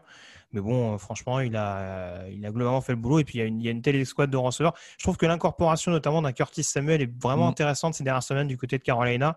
C'était un peu trop, je trouve, le stéréotype du couteau suisse depuis son arrivée en NFL, hein, l'utilisation qu'il pouvait avoir à Ohio State notamment. Et je trouve qu'il est beaucoup plus utilisé, en tout cas, en profondeur. Et ça rend cette attaque des Panthers extrêmement dangereuse, que ce soit avec Bridgewater ou avec un autre quarterback. Donc voilà, c'est une bonne chose pour bien finir la saison de manière honorable et poursuivre sur des bonnes bases. Chargers 34, Jets 28. Les Chargers ont réussi à se faire peur. Ils menaient 24-6 et même 31-13 dans le 3e quart. Et puis, ils ont laissé les Jets remonter. New York avait même un drive pour aller chercher l'égalisation en fin de 4e, en fin de match, mais ils ont échoué sur 4e tentative. C'est pas passé loin. Grand match de Justin Herbert, 37 sur 49, 366 yards, 3 touchdowns, aucune interception. 5 matchs avec au moins 3 touchdowns à la passe sur une saison. C'est un record pour un rookie. C'était attendu. Je ne sais pas si on va décortiquer en détail la manière parce que c'est quand même 2 équipes qui jouent plus grand-chose. Mais Justin Herbert continue de confirmer quand même qu'il est un super quarterback. Maintenant, qu'est-ce qu'il faut faire pour l'aider l'an prochain, pour qu'il passe l'échelon supérieur? Parce que là, le but, c'est jouer les playoffs l'an prochain. Une ligne peut-être. Voilà. Ça sera bien. Mais si vraiment le futur nouvel head coach des Chargers, je m'avance un peu, décide de prendre cette direction-là, mais oui, il y a... En défense, on l'a vu en plus sur ce match-là, parce que Perryman et Mims ont quand même beaucoup mis en difficulté ce backfield défensif quand même. Et en attaque, ouais, le chantier principal, ça va quand même être la O-line. Parce que quand on voit la complémentarité, la connexion qu'arrive à avoir Herbert et Keenan Allen, Keenan Allen, cette saison, c'est dingue. Il fait combien? Il fait 13 réceptions? 16. 16 non mais et 16 réceptions, il me semblait avoir vu 13 sur 16. Il fait 16 réceptions. 16 pour 145 yards et un touchdown. C'est fou l'impact qu'il a dans cette attaque des Chargers et vraiment là on parle souvent de gâchis offensif, enfin de comment dire, de joueurs intéressants offensivement qui sont un petit peu gâchés par le niveau de leur équipe. Bah là on est clairement dans cet état d'esprit vu la forme de Keenan Allen cette année. Ouais. Raphaël, Justin Herbert te fait toujours rêver?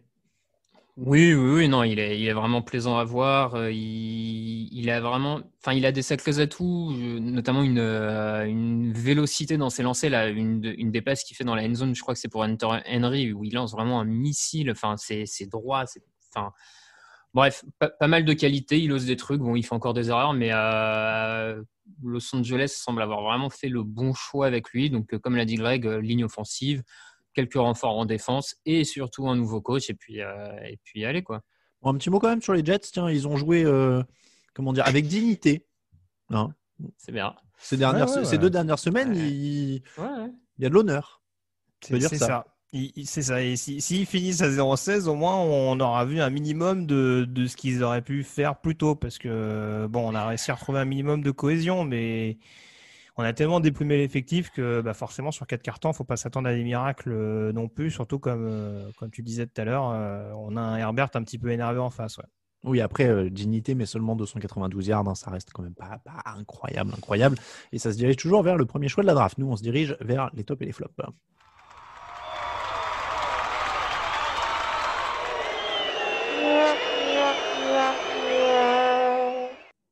Les tops et les flops de la semaine. Raphaël, c'est parti pour ton top. Eh ben, écoute, une fois n'est pas coutume, je vais mettre en top Derek Carr. J'ai eu tendance par le passé à gentiment lui taper dessus, on va dire. T'es un hater, wesh. Ouais, totalement. Et cette année, force est de constater que, en plus, on en a peu parlé là, de Carr dans le débrief Chiefs Vegas. Mais il fait vraiment une super saison. Il est en route pour battre la plupart de ses records dans les grandes catégories statistiques, on va dire. Il est très très propre, il fait peu perdre de ballon. De plus en plus, il se lâche un peu en lançant quelques passes en profondeur de temps en temps pour faire avancer un peu mieux son équipe. Il a l'air motivé, il a l'air complètement relancé. Donc, ça fait plaisir de le voir à ce niveau-là. Et il est vraiment une des raisons pour lesquelles Las Vegas est en route pour les playoffs cette saison. Donc, chapeau à lui, clairement. Grégory.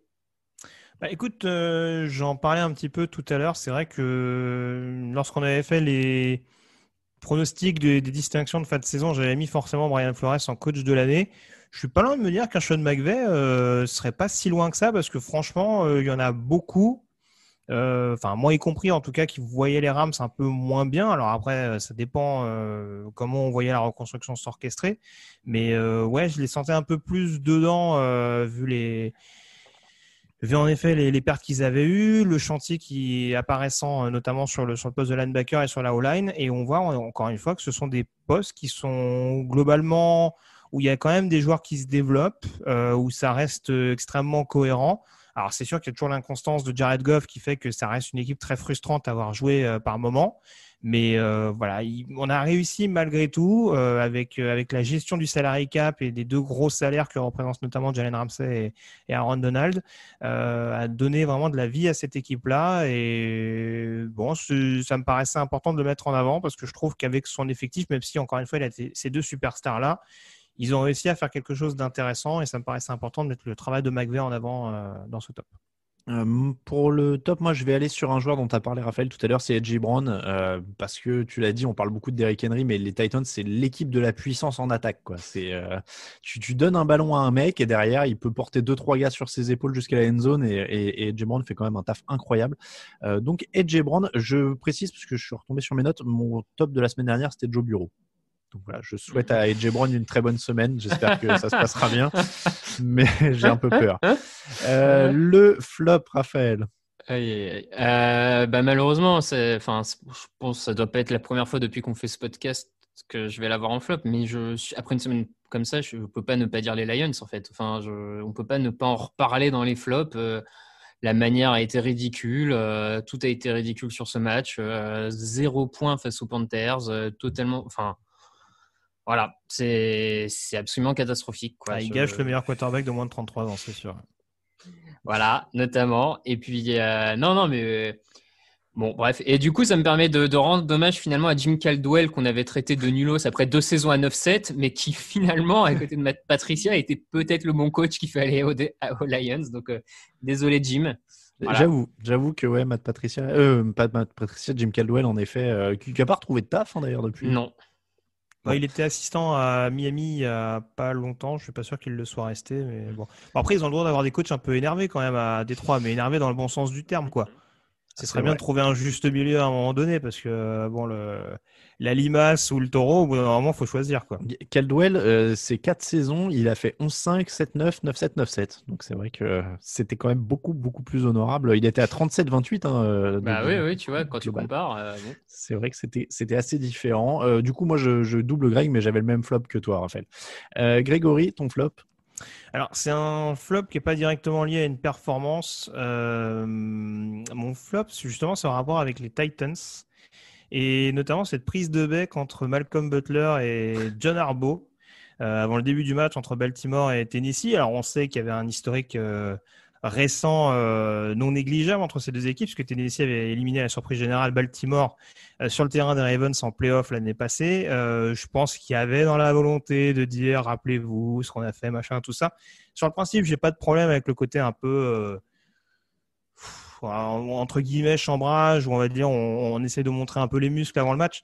J'ai du mal à comprendre, c'est pas la première fois Malcolm Butler. Je trouve que pour un joueur qui était la belle histoire du Super Bowl gagné contre les Seahawks, qui était ce joueur vraiment méritant des Patriots, etc., qui montait en régime. Je trouve que depuis qu'il a pris un peu plus de poids dans la ligue, avec des prestations qui sont pourtant pas extraordinaires, je vois un caractère un peu différent et le fait d'invectiver de cette manière-là John Harbaugh, alors je sais pas ce que lui a dit le coach des Ravens, mais alors, déjà de base... Je sais pas si tu as vu, apparemment c'est Harbaugh qui s'énerve parce que les joueurs des Titans sont debout sur le logo des Ravens. Oui, mais ça après, John Harbaugh il est dans son rôle, je veux dire, parce que bon, après ça c'est de la gestion à McVrabel, j'ai toujours du mal également avec les équipes qui essayent de se rendre un peu tough, tu vois, j'ai pas dans l'idée que les Steelers, les Bears... Après, dans une moindre mesure, les Ravens, en fonction des joueurs, aient besoin de ce genre de choses pour dire bon bah regardez, on est des forces tranquilles de la ligue, quoi. Après, je me fais l'avocat du diable, mais les frangins Harbaugh en général, ils ont quand même l'air de démarrer au quart de tour. Hein, ouais, mais bon, Jim, oui, John, c'est quand même un peu moins le cas, je trouve. Et voilà, John Harbaugh a le droit de faire la réflexion. Maintenant, c'est pas à Malcolm Butler de réagir de la manière dont il a réagi. S'il y a besoin d'une explication, McVrabel est parfaitement capable de le faire. Et je trouve que c'était une réaction, c'était un manque de respect total, je trouve, de sa part. Donc voilà, c'est mon flop personnel, notamment de par ce que démontre le joueur depuis maintenant plusieurs mois en NFL. Après, on ne sait pas, peut-être qu'ils étaient en train de discuter de la place de Deshaun Watson dans la hiérarchie des quarterbacks NFL. Tu vois. Ça a un peu chauffé. Je fais un petit teasing pour l'émission de jeudi, c'est pour ça que je voulais le glisser. C'était pour dire que ça allait être le sujet chaud, même pas forcément d'ailleurs. C'est comme ça que se termine l'épisode 380 du podcast Touchdown Actu. En attendant, donc, on en a parlé plusieurs fois, le live de Thanksgiving qui aura lieu jeudi à 18h30. Il y aura l'émission classique du jeudi qui sera mise en ligne dans l'après-midi. Et ensuite, on sera en direct de 18h30 jusqu'à la fin du match entre les Texans et les Lions. Il y aura Grégory, il y aura Raphaël, il y aura aussi un petit caméo de Raoul Villeroy pour un quiz. On aura aussi un invité, Victor Roulier de l'équipe, pour parler un petit peu des projets de TDA pour les jours à venir, avec Grégory notamment. Ils pourront nous parler de ça. Il y aura Camille Sarabène et il y aura peut-être des pizzas. Je ne sais pas comment on va gérer ça, parce que d'habitude on les mange ensemble, mais voilà. J'espère je t'envoie mon adresse pour que tu les commandes. Voilà, je vais essayer. Il faut qu'on trouve un moyen de faire un truc pour avoir des pizzas. Et donc on commentera en regardant le match entre les Lions et les Texans. Évidemment, le match, c'est un peu un prétexte pour être avec vous en direct et on répondra surtout à toutes vos questions.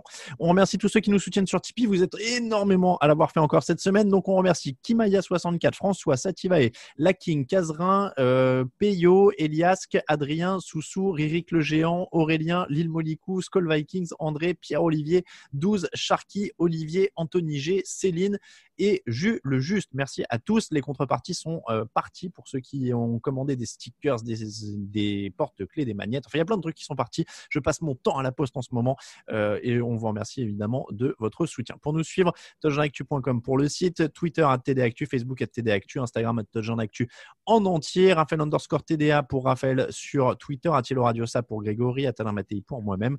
On vous rappelle que toute l'actu de la NFL, c'est sur tdactu.com. Merci beaucoup Grégory, merci beaucoup Raphaël. Merci. Je vous dis à jeudi. Pour l'émission, on l'a dit, ce sera Raoul et Grégory. Et puis ensuite pour le grand direct à 18h30. Merci à tous. À jeudi. Ciao, ciao.